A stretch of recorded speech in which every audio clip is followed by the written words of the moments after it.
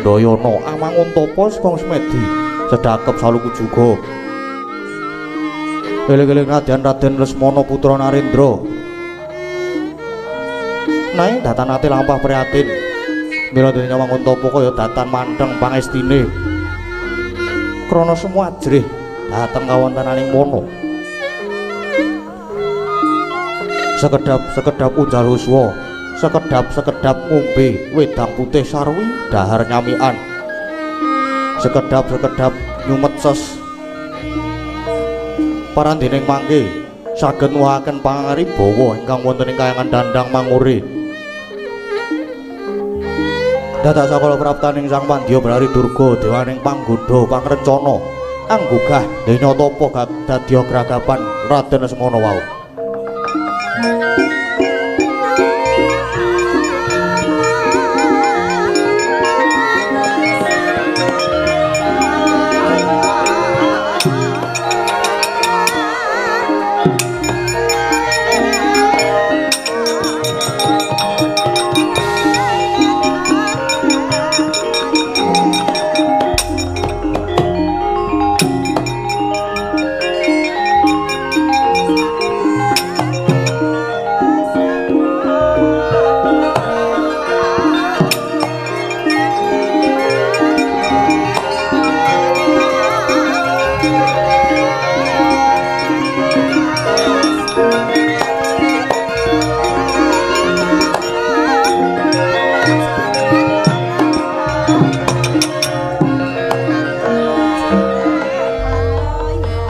langing driya mangu-angungkung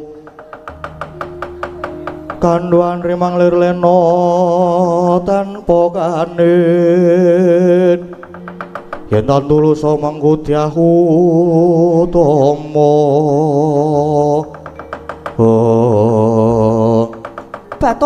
Tobat nganti gawe gegereng kayanganku Dandang Mangure jebul ana titah ingkang mono Krendayana kene ora pangling iki ayah ulun Lesmana Mandra Kumara. Woi, iki nang alas kok eneng cewek. Ana wong wadon nek rupane kaya bulan boten ngertos kok. Yen ngaten bekti kula konjuk Eyang Betari. Ya tak tampa Lesmana. Banjur ora wigati apa dene jeneng kita topono alas kene.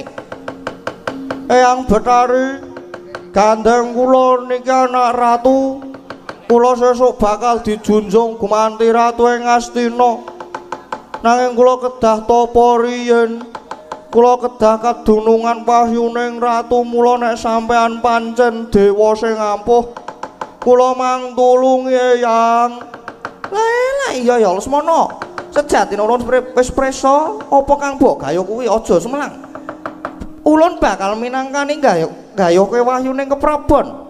Nang iki ana syarate. Apa sekirane kowe sagol semono? Wonten srananipun. Lah srananipun menika menapa Eyang?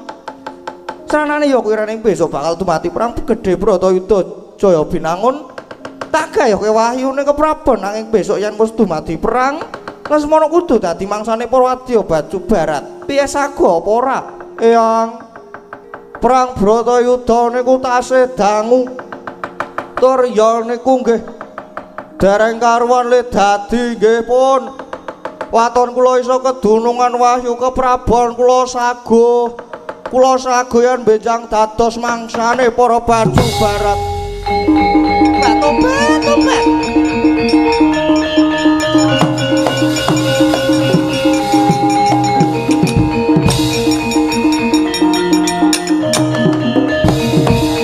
Tobat lae Lesmana. Sumamu disekseni jagat sak isine. Yen pancen mangkono tunggunen sawetara tak munggah ning kayangan Suralaya tak gayuhke wahyune ing keprabon. Inggih matur sembah nuwun Eyang Betari Asih oleh wahyu.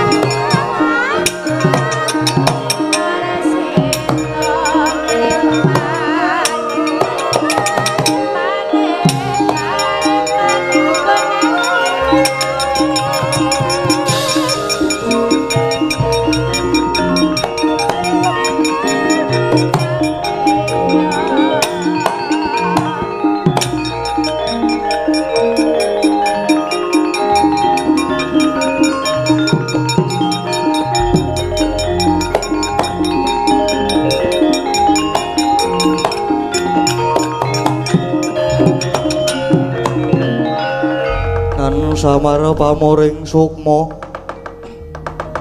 sukma winayo ing sepi jiwantolong ing kalbu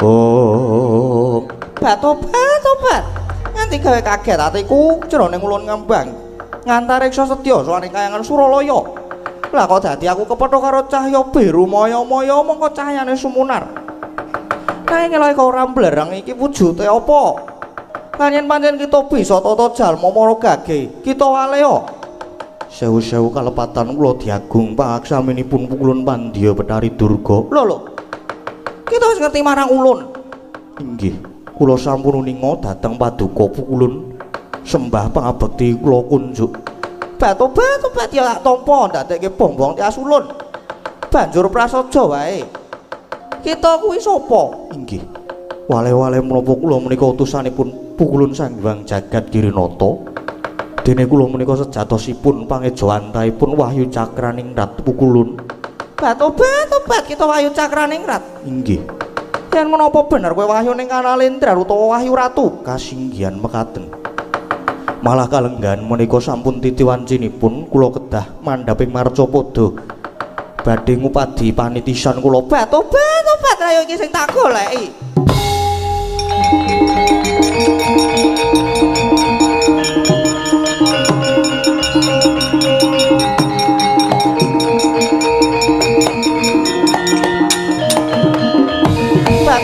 tobat pasang Yogya katujuh inu Cakraningrat nanti tarewangi aku bakal soaning kayangan sejatine aku mung bakal nyuwun Wahyu Cakraningrat tak suwun supaya gelem ngomongi marang putu kula Semana mula rening nyatane saiki malah ketemu ana kene kowe manuta tak suwun supaya gelem ngomongi marang putu kula Semana pukulun nyuwun pangapunten paduka menika dewa mestinipun sampun puna dhateng pernatan bilih wahyu tumedhak ing Marcapada menika boten dipun boyong kalian sinten-sinten nanging kula kaparingan purba wasisa utawi kamardikan amilih dhateng swarga kula momong dhateng jagatipun titah Marcapada monggo menawi sisip lan kesluru anggen kula ngomongi titah yekti boten badhe saged ngruwat saking memala satemah badhe mbabar angkara gung nanging menawi cundhuk jumbuh lan gambuh saekti badhe ambabar katentremaning jana luka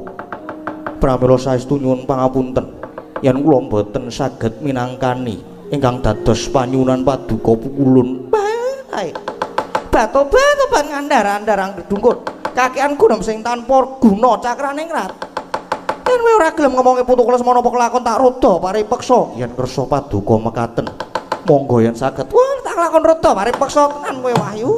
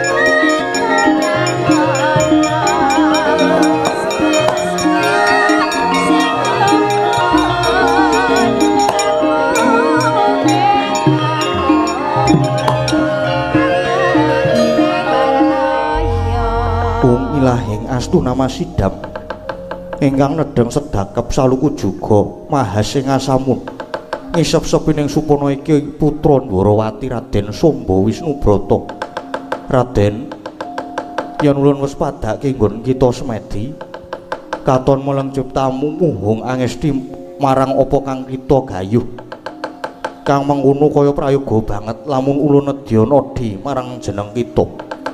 Ulun nedya njajal ngomongi marang jagat kita nanging lamun kita wis kadunungan marang ulun banjur watak kita malah anggunggung diri umuk sesongaran ngegungake dupeh dadi putra Nalindra Binathara seneng ngendak gunaning liyan kang sarta ngendelake marang kabeh kabisan kita. Ulun bakal uwal saka jagat kita kang mengkono bakal ulun todi.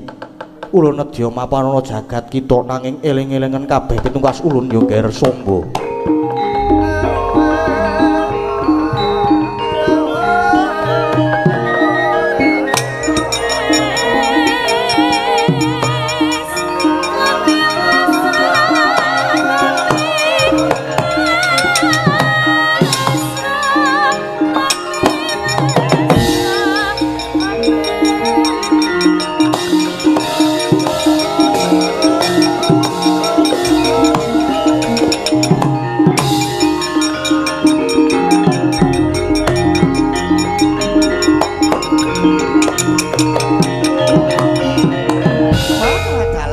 Ora tuna nggonku ninggal kasatriyan parang Garuda. Nglakoni apa tapana kene lah kok jebul lamat-lamat krungu swara kang dumele ana ing Karna. Bareng aku yen to iki mau wujuding Wahyu Cakrane Ngat. Nanging wis manjing ana anggaku temah jugar nggonku tapa wae lah dalah. Yen ngono wis kasembadan sing dadi sedyaku nggonku kepengin kadongan wahyuning ratu.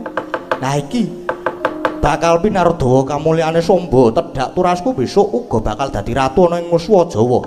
Bakal saya moncer, bakal hanjaying bawana uripe Samba. Dasar aku saiki wis kedunungan wahyu ning ratu, mesti wae aku uga kasinuhan kadigdayan linuwih. Dasare aku ya bagus. Sapa wae mulat karo Samba mesti bakal padha lirip. Wah. Iki monggo yen aku bali ana Ndwarawati, mesti bakal padha disubya-subya. Samba wis kadunungan wahyu bakal kajen aku bakal kondang Kajana Priya.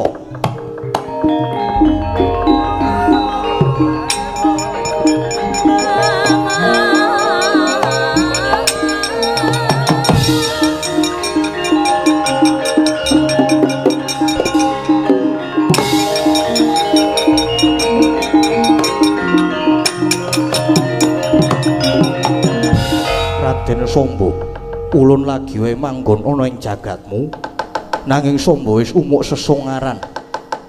Pratandha Samba ora kuat kadunungan Wahyu Cakraning Rat ulun. Ulun uwal saka jagatmu Samba. Sang Wahyu, Sang Wahyu.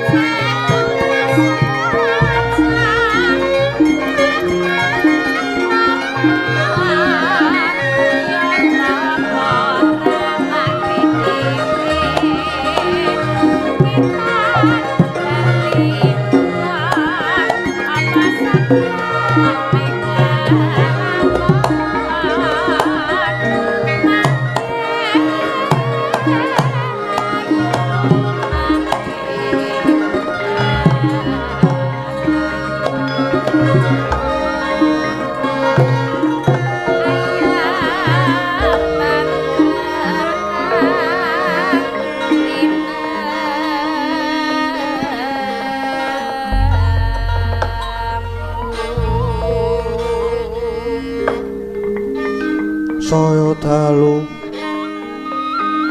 aras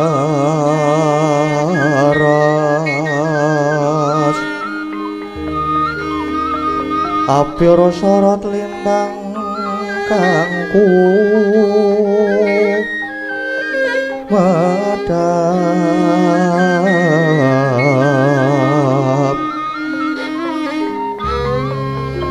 titi sonya madya ratri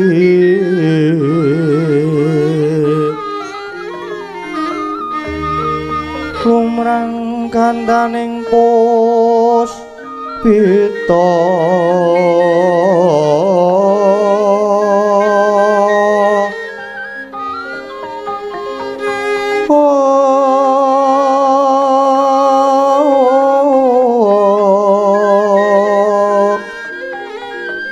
karenggewan putyanira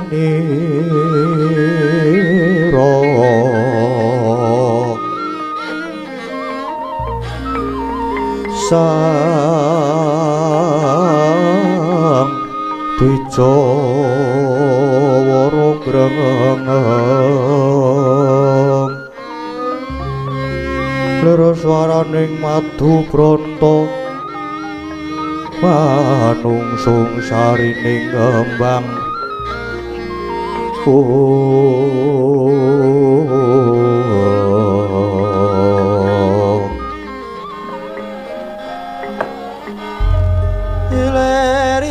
iler-iler tandure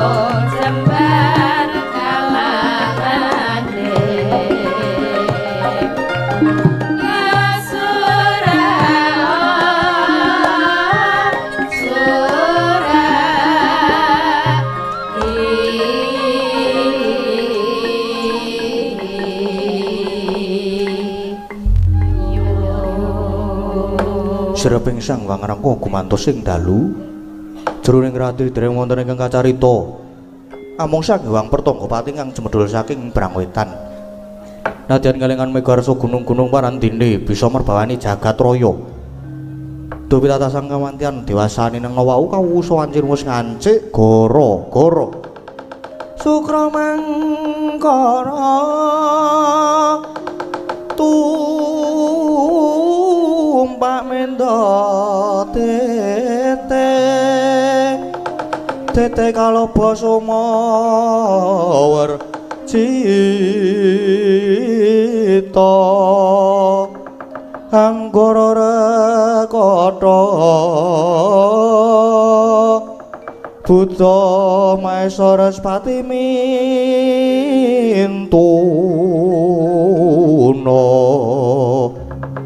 eka twi catura panca cacapta astana dasa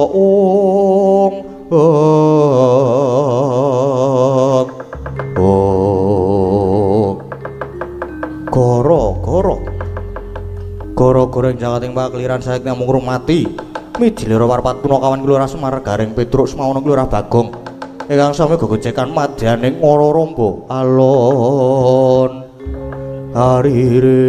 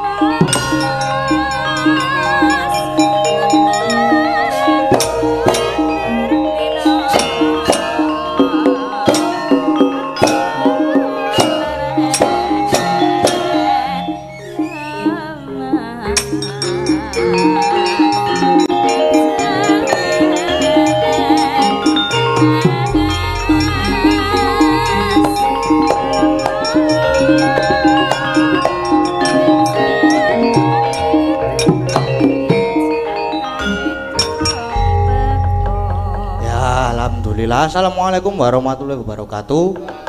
Kembali lagi bersama saya Petro di channel Dalang Seno. Ya iki karang ya kepiye ya. Ora sida kepiye-kepiye bengi iki kelakon sowan ana ing padukuhan inggih menika Sampangan Mantup Mbaturetno Mbaturetno Banguntapan Bantul. Ya iki bareng sak kanca-kanca warga leres karo aku nggawa gali barang iki mau neng iso rasa diperdulikan ora apa-apa. Ya karang ya kaya ngene iki Petruk iki isih kret mau ya meng klora kleru karang ya kepiye ya tesih dalam tahap pembelajaran. Nah kon ada-ada wae iso lali cakepan kok diubang-ubangke mubeng rono mubeng rene. Ya nyuwun pangapunten karang ya wis kaya ngene iki Petruk Kanthong bolong saking Sedayu. Ya ora ding aku sok ning Sewon kok. Ora kudu Sedayu jan. Wah aku kuwi karang ya kepiye to? Sedayu. Yono lho. Sewon lho piye? Sedayu bali Sedayu meneh jego kikirikku. Ayo padha wae mulai meneh aku ning Sewon. Aku iki tuku kirik wegah dijegoki kok. Dek kapan kae iki aku ngumbahi motor kirikku melu ngancani. Ana cah cilik mlaku wis doyak e. Lah aku sing tratapan to. Nek kirikku dicekel terus disengsu ora. Lar nganu masakake aku sapa muni enak mau. Jenengan Bu, engko benjang tumbas kalih kula. Aku durung tau sak jege urip durung tau ngicipi apa kuwi sing iki. Durung tau aku garang.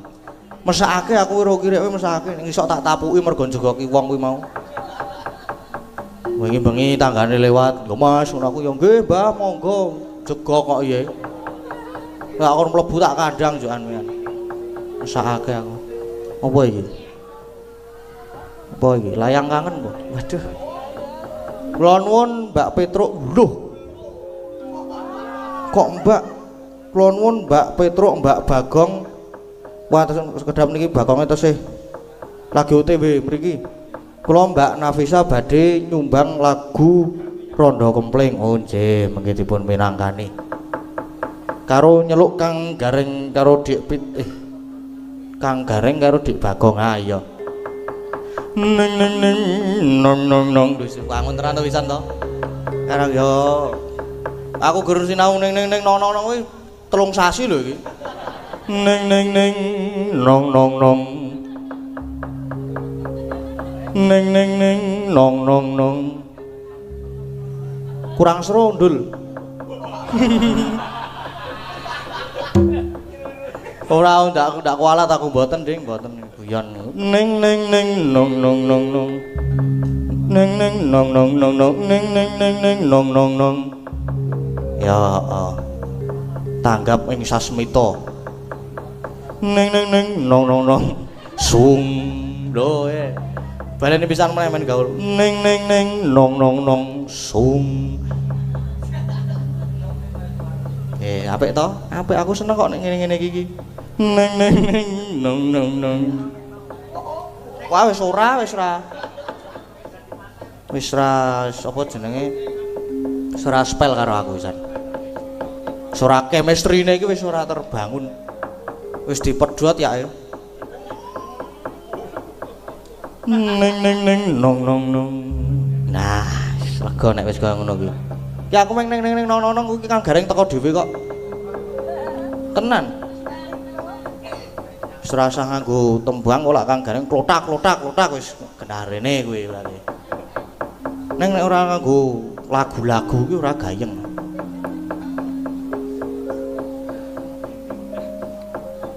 Neng neng neng nong nong nong. Ayo karang ya kepiye to? Les. Lah aku mengarep ngeles kok.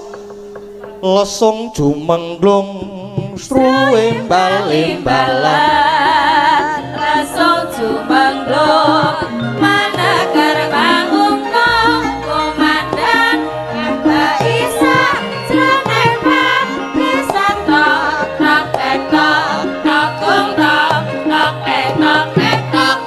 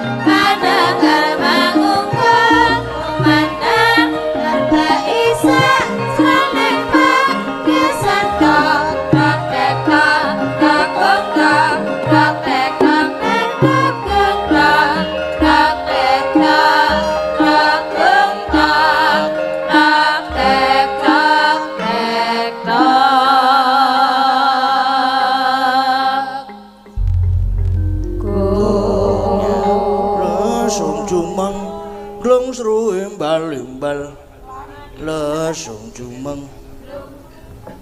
Apa Gong? Ya aku ki mau ki lagu saka band Padi. Ngomongke pari to iki mau. Iya. Piye Kang Gareng karo Bagong kabare sehat? Aku ya sehat-sehat wae ning ya tetep tekle ngene iki ya.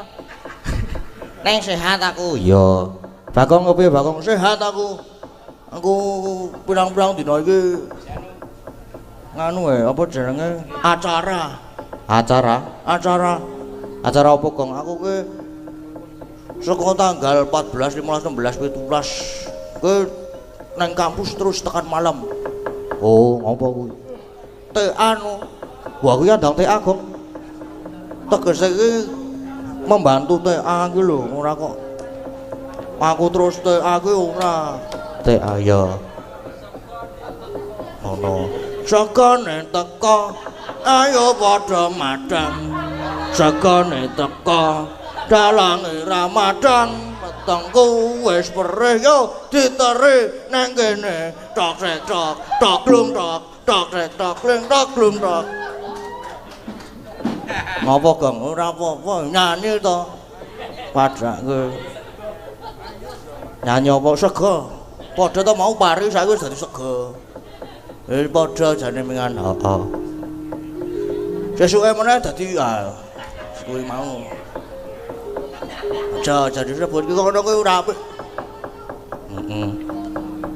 Ngapa Gong kok kowe kok ketoke mau bengi klihmu mulih kok bengi banget kuwi? Ha iya kadang ya ana alangan ning dalan ki. Saiki jenenge cah enom to. Kepiye?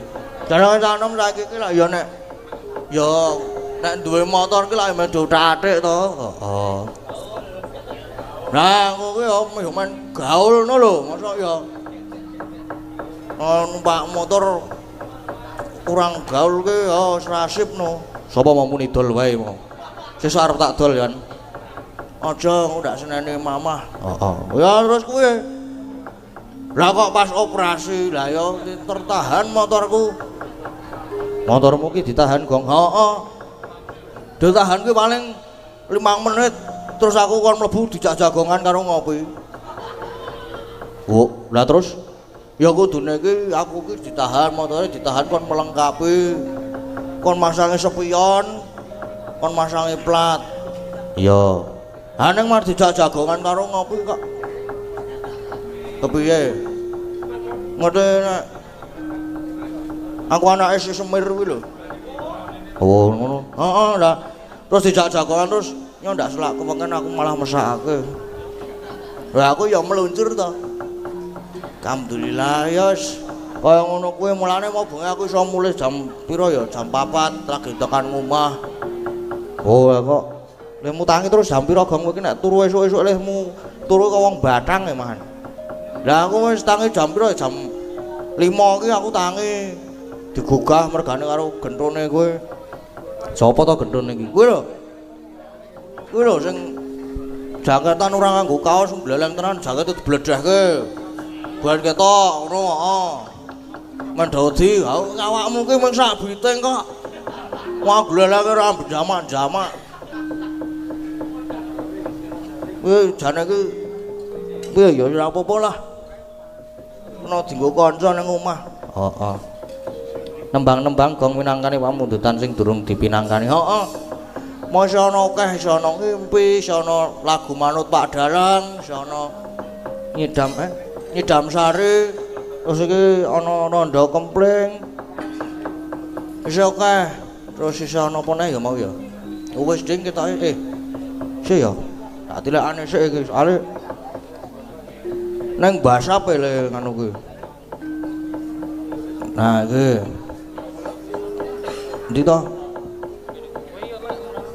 Nah, iki mau ngono. Sik ndi to mau iki? Ana ngimpi, karo ngimpi barang mau. Wis kuwi sono berarti 4 5. Nang ya alon-alon. Ndara-ndara wiyaga lagi dadahar. Iya. Ya sementara dhe ngoceh sik Gong. Heeh. Sementara ngoceh-ngoceh ngene iki ora masalah. Ha iya. Mau tang-ting iki kene iki ya ngelih ora tang-ting. Lah aku ya duwe ya. Ora apa-apa ora masalah. Aku kan laku prihatin. Laku prihatin karo udut. Wah udut ki omeng mlebu ditokke meneh kok. Apa-apa sing mlebu ditokke meneh ki ora apa-apa. Kaya ta udut ngono kuwi lho maksudku kuwi kaya ngono kuwi lho. Duk gundulmu. Gundul kita kuwi.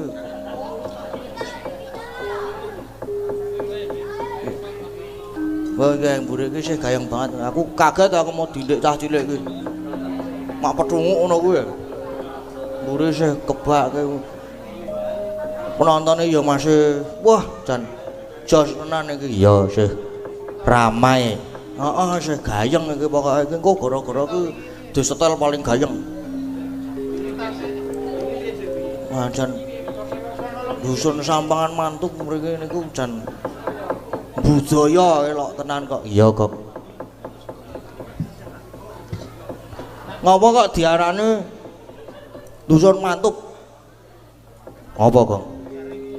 Aku ya ora ngerti kok. Ya mung tekon kowe mulai aku ki ora ngerti mulane tekon kowe. Nah aku ngerti aku ora tekon. Iya, ngono kuwi Togong. Heeh. Saiki karo minangkane sing alus-alus sik apa ya mau ya? Sing paling alus ki ana alus apa ya terus sing alus-alus akeh to Gong biasane sing alus-alus ki ngimpi ngimpi ku ya kena ya ngimpi sik apa-apa ki kudu ngimpi sik kok kabeh ki saka ngimpi. Terus bar ki diusahake. Terus ra kelakon. Lah kuwi sing marake mut ki kuwi. Terus ngimpi meneh. Lah terus iki ngimpi meneh terus diusahake meneh nganti dadi. Nganti berhasil. Ya.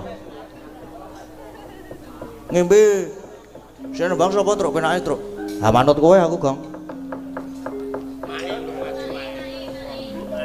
Nek umpama nek nggon ngimpi-ngimpi kaya ngene iki sing apik ki ya sing cocok sing sip ki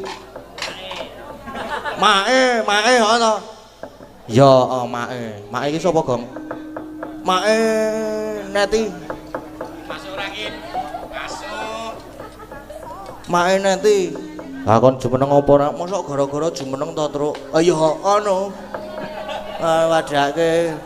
Oke, mae penontonnya ya sih akeh sih, mosok ora jumeneng. Ha iya.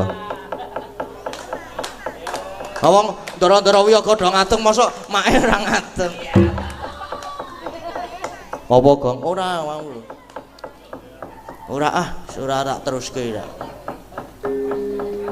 Mae? Mae? Nggih, pripun? Katuran jumeneng nggih. Minangkane Imam Mundutan ngimpi. Wah jan.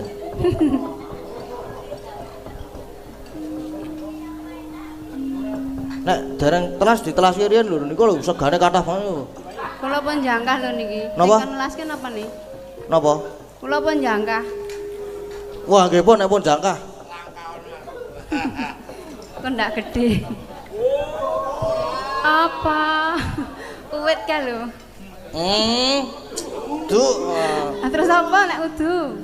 Apa ya aku mau kira krungu e. Oh. Langgam ngimpi nggih, Mas? Nggih, langgam ngimpi. Niki langsung napa bawa? Weh, lah ya bawa ya. Jam piro iki lho, jam 1:30 kurang seprapat. Jare bubar jam 2. Hah? Jare bubar jam 2. Ngomong sapa ora? Pak Bolot. Oh, Pak Bolot. Pak Bolot. Janeng ya ning talaga kati langit. Urung ta? Jare kon bubar jam 2. Iki kurang 20 menit meneh jam 2. Karepku kok mingan Mas. Oh niki dibawani Mas ngimpine. Masih nonton niki lho. Oh nggih. Saking sinten ta? Saking Mas Kevin. Kevin. Nggih. Cobi mang anu. Mas Kevin ngono kuwi lak anu tangane munggah. Mas Kevin, pundi nggih? Lah nika. Ngacung. Pundi? Lah nika lho. Pundi? Nika lho. Nika lho, Bu. Aku ora aruh. Walah ya wis tuwa. Wis ora apa-apa. Nggih. Nggih, malah nek ora aruh ki sok gampang kok. Ayo. Ngambara ing awang awang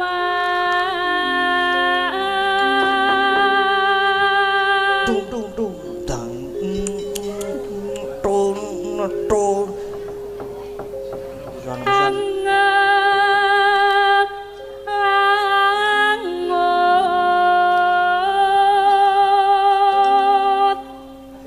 bebasan tanpa tepi.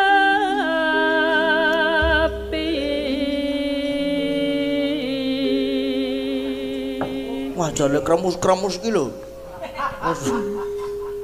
Pengen Wah, iya ya nek pengen ya. ya prihatin sih mengke nek es mudhun lek maem. Heeh. Leres. Nggih. Leser.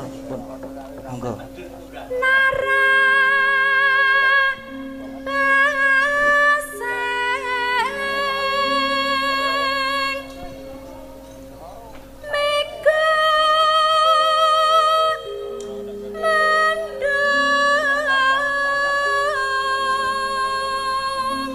Jane nek arep maem ki ora kudu medun kok.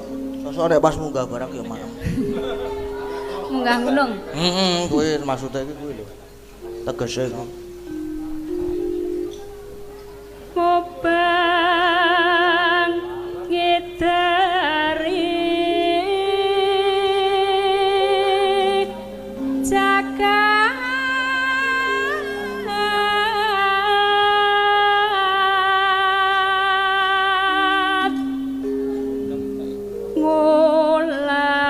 ngulandara nglambara ngunggahi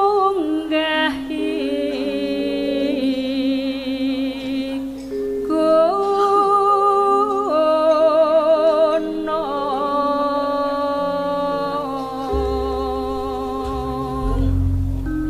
Durung rampung. Piye ndol kok malah digong. Oh, udu to. Sapa sing ngegong ki? Bolone sing nggon. Preman. Premane heeh jare. Sapa? Sapa sing ngegong ki mau? Kene. Tak grendo sirahmu kene. Kejam.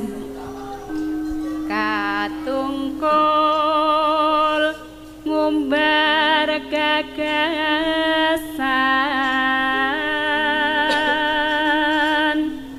satemah kinawa Gong.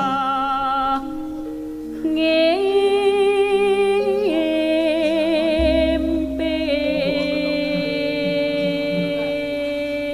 Nah, iki lho gong iki gon kene iki. Wah, kowe iki kok mulane sok nyetel rekaman radio. Ora duwe radio, sok tak tumbaske. Nang klithikan wis mati-mati ngono kae, kok benakno dhewe. Yuk. Nah, Ratoyo kono. Dadak ler. Sampun Mas, Matur sembah nuwun. Wis ngimpi wis dipinangkane, Truk. Iya.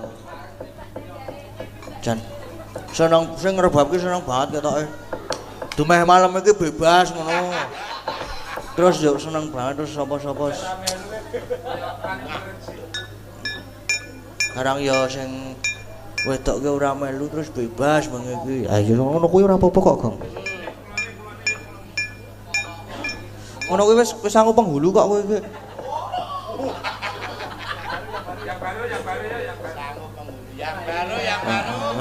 Ayo yang baru yo. Aku urung kenalan aku kuwi mau kuwi wajan kuwi nek. Tante Umi.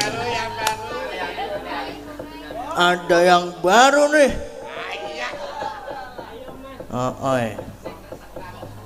Wah, sapa kuwi mau? Tekan mak goleke gerita. Iya. Kon tembang apa, Bang? Oh iya sik, apa ya? Ana apa bae to? Oh nyedam sari iki aku. Iki rondo kempling. Ah, nek rondo kempling iki duet to biasane iki. Hah? Heeh. Ah nek iki rondo kempling iki duet to biasane. Heeh, dadi Mbak Nafisa niki badhe nyumbang lagu Rondo Kempling. Nah niku dipinangkane duet musuhe.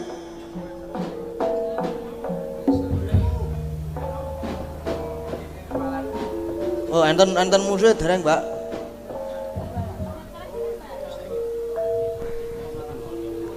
Wilujeng dalu, Mbak. Wilujeng dalu Pak Dalang. Wilujeng dalu, nggih wilujeng dalu, Mbak. Kula Mbak Nafisa saking Kretek. Wah, saking Kretek. Iya. Nggih. Wah niki kok maderku kok ilang siji ya iki ya. Wah, ora. Masih kok kono kuwi kok. Ayo Om Keswan.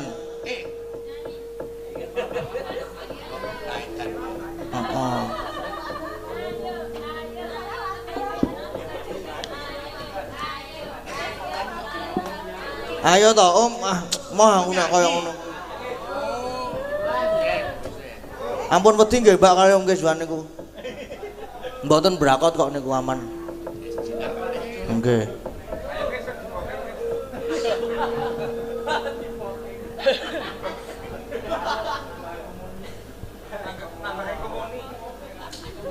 Pripun iki Mas? Iya duet Rondo Kempling niku mau Om. Mbak sinten Mbak? Nafisa. Nafisa. Kenalan sik. Nah. Daleme pundi? Kretek Jalan Pangtritis. Oh, cerak. Cerak. Ya. Napa bebengi kangsen kali Mas Dalang napa? Mboten. Oh, mula kok Mas Dalang tekan Kretek bebengi. Ora sok kaya ngono kuwi.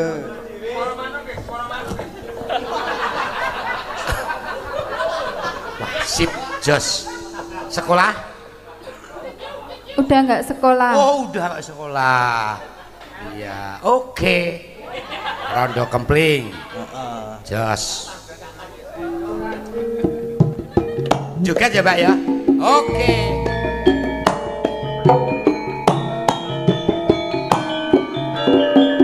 Lombo sikik.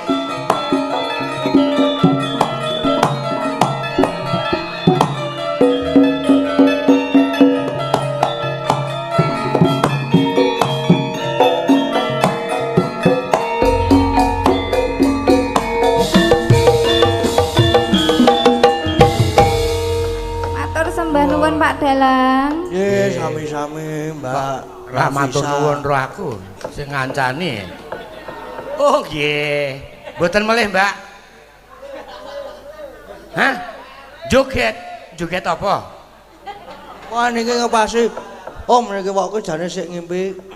Hah? Niku ajeng nyumbang nyanyi. Siapa? Niki mau Mas Kevin niki wae ajeng nyanyi. Oh, lah terus ya kan munggah no Mas. Lah nggih, lah niki nyuwun anu, apa namanya? Kadung Tresno. Kadung Tresno Oh, neng nyumbang lagu. Nyumbang lagu. Nggih, monggo Mas Kevin mau. Mas Kelvin. Mundi Mas Kevin mau. Kula ki mbiyen di kanca kene lho, Mas. Wah, nggih napa? Heeh. Saiki kaya limbat wong isan. Lho, lha pripun? Iyalah kanca SMKI.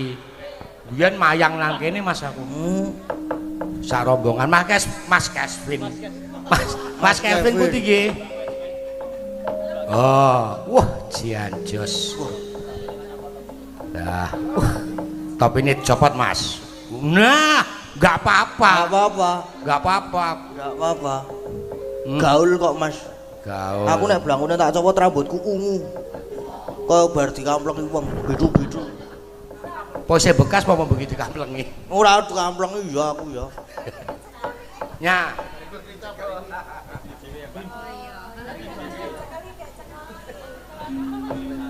Pripun? Langsung.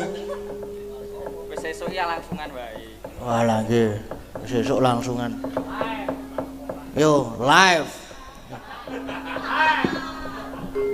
Kan kalau nang omah kae. Sampun. Matur Mbah nuwun. Sami-sami. Wah jan sip tenan. Gumun aku ki nek. Le jare iki lek arep nyeluk ki bingung. Mbak apa Mas ki mbas ya. Ora apa-apa. Nggih matur sembah nuwun. Aku bingung. Anu ki lho. Le ndelik ki kala menjing. Le nyegake munggah ki lho, wah. Ya angel lho, truk ngono kuwi, truk angel kuwi. Tenan kuwi, angel. Coba, truk. Ora ngono kuwi to, Gong. Gau. Ora sah aku ora iso ngono kuwi, Gong. Aja ndak malah. Kok malah padha karo sapa? Ya saiki minangkani pamundhutan ingkang salajengipun isa ana apa wae ya. Ana Nyidam Sari. Wah, yang baru. Ha iki kudu karo yang baru wae. Yang baru. Monggo kowe kudu disepote pokoke sing gayeng. Monggo kanca-kanca sedanten sepote sing gayeng. Waduh.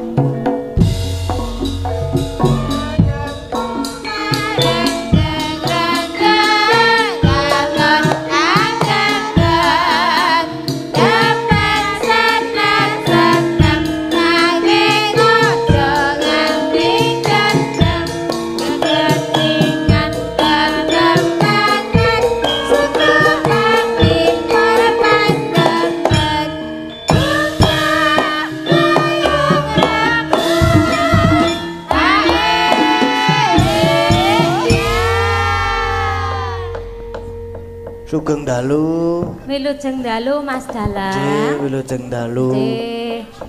Niki ajeng wajah baru tapi nggih pun sepuh kok. Apa nek apa jenenge prinsipe sing ngerbab kuwi wah ora masalah. Sing penting anyar. Kuwi dalem saking pundi, Mbak? Kula saking Gedang Sari, Gunung Kidul. Oh, saking Gunung Kidul. Nggih. Nggih, saking Gunung Kidul. Oh, lah iki gawane Pak Bolot to jebul. Oh, lah saiki kaya mangkono kuwi to. Pak Bolot ingkang nyepeng napa? Menika ingkang meking nika. Oh, ingkang meking. Nggih. Ngagem kacamata. Nggih, lah niki malah tasih timur ngoten kok.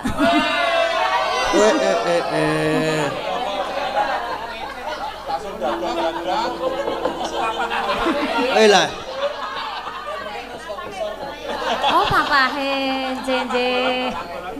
Papahe Mas. Menika Papah Bolot. Papahe Mas Bagur. Oh, nggih. Apunten nggih.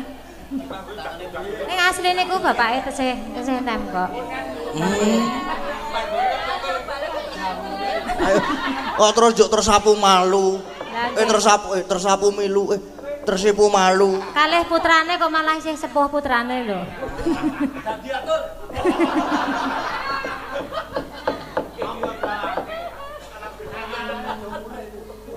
Nggih, kala wau napa pamundhutanipun? Nyidam Sari. Nggih. Nggih. Dipindah mawon kula. Pripun? Lah napa, Pak? Boleh. Niki langsung napa? Wah, lha yang ki bawa. Oh, nggih. Ngagem bawa.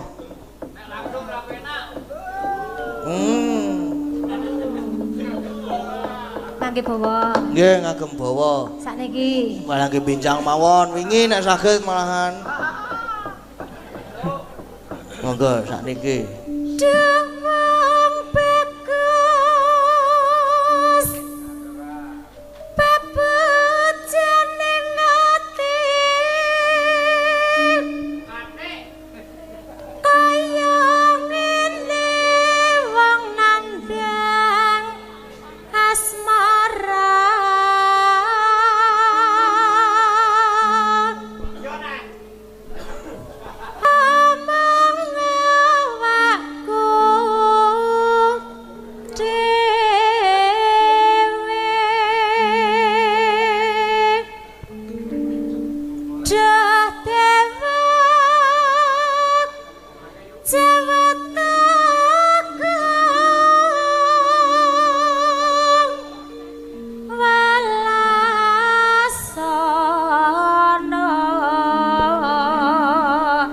mring mami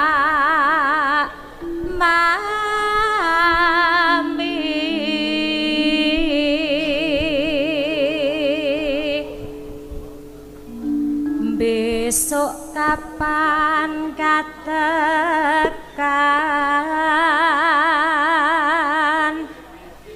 jejer lan wong bagus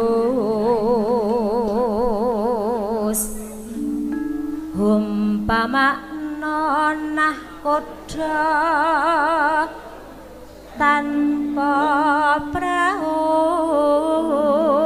sasat sarahing bebetri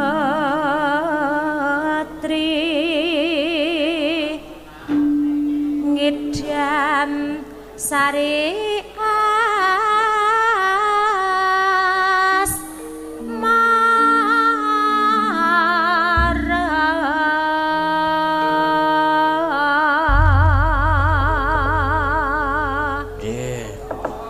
Yuk monggo Mbak